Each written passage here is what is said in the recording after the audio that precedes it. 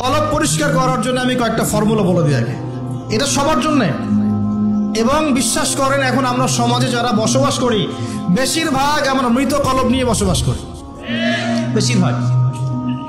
যদি কলব জিন্দাই হতো তাহলে হক বাতিল চিনতে পারতাম না।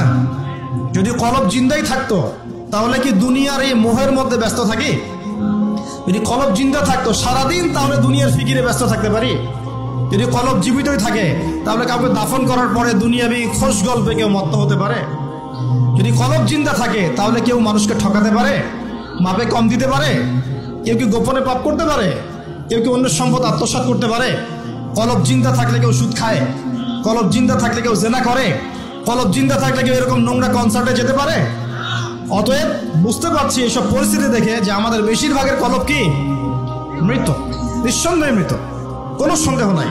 নবী সাল্লাল্লাহু আলাইহি ওয়াসাল্লাম বলছেন যখন আদম সন্তান একটা পাপ করে তখন কলবের মধ্যে একটা স্পট বা দাগ পড়ে, কালো একটা স্পট বা দাগ পড়ে।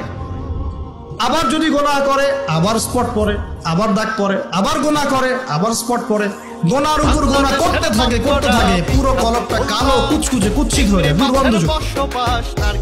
অনেস্টলি বলেন তো দেখি, অনেস্টলি বলেন যে আমাদের কলবগুলো এখন এরকম না? আমরা কন্টিনিউয়াসলি পাপ করি না?